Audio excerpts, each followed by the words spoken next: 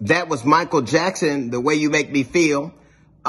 Michigan is one of the largest bodies of fresh water in the entire country. One of the largest bodies of fresh water in the entire world, Lake Michigan. Texas is the largest energy producer in the country. The state with the most abundant source of energy in the country. What they have in common is the shortage at one time or a contamination of what those people needed. In Michigan, they needed clean, fresh water, had an open source of it. Somehow, the people of Flint, Michigan were poisoned. Somehow, their water was contaminated. Texas, the largest energy producer in the entire country, somehow, when they needed it most, when they were most dependent upon it, their energy ran low. They didn't have enough. And what those two states have in common is greedy people. Almost at the end of the day, when you look at any natural disaster, any disaster, a man-made disaster, I should say, you will find greedy people and politicians who serve them. In Michigan, it would have taken a part that would have saved millions of dollars, that would have cost a few $million, but saved lives and contamination. You would have a governor who is now on trial, who has been indicted.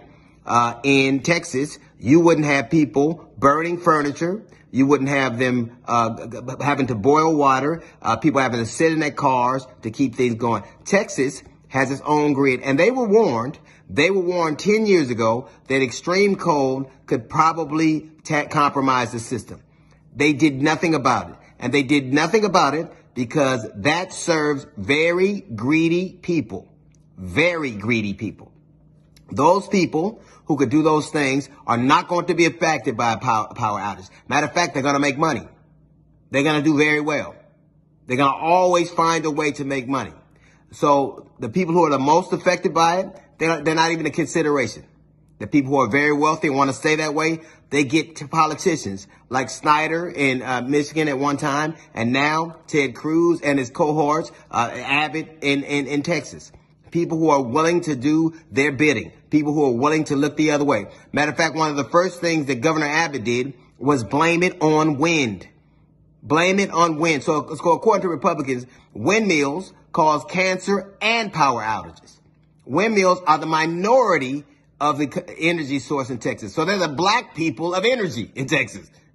Windmills. And the only reason windmills aren't doing well is because white people haven't found a way to extort it yet. And as soon as they do, it'll be the fare of the day.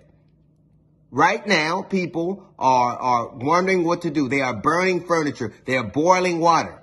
Boiling water. It's like it has become a literal the day after. And they have politicians who, rather than serve their needs, look for somebody to blame. What happened to Texas is that they refused to make the adjustment necessary because the people in power wanted it to be that way. They wanted the independent control of their energy, and they don't want government oversight because they want to be able to do what they want to do. Right now, they're getting wealthy. You're getting cold and wet and freezing. And they hire and they support politicians who throw you off the case. They'll say stuff like, "Stay Texas strong." And abortion, and we don't want these illegal immigrants here, all so they can distract you and do the things they always wanted to do.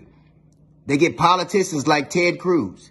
Now, Ted Cruz is not liked by a member. You can't find anyone who's a recipient supporter of him, anyone. But yet he stays in power, and he stays in power because he's amenable to his masters. He does what they want. Even now, while you're freezing, he is in Mexico or returning back from Mexico. He didn't have the decency to pretend like he was suffering along with his people. He didn't have and he had the temerity to come back in a rush as if now he can do something. He couldn't even fake empathy. And now he comes back. Even rats go down with the ship. Right now, you're represented by a man who maligned California and talked about they can't even provide the basic infrastructure. Look what happens. All right, at the end of every disaster, every preventable disaster, you will find greedy men and their servants. And they would say stuff like, well, it's financially irresponsible to get ready for something that may not happen. Now it has. Now the very thing that they should have been prepared for did happen. And now it is likely to be the most expensive weather event in Texas's history. But don't worry, you have Ted Cruz. He just started a fire at the Capitol, and now he ran out on the code. I don't even understand why Ted Cruz would need to go to Mexico to escape the code. Can't he just keep burning the Constitution? That's a little note from the GED section. We got the Jazz Report coming up in 15 minutes. It's the D.L. Hughley Show.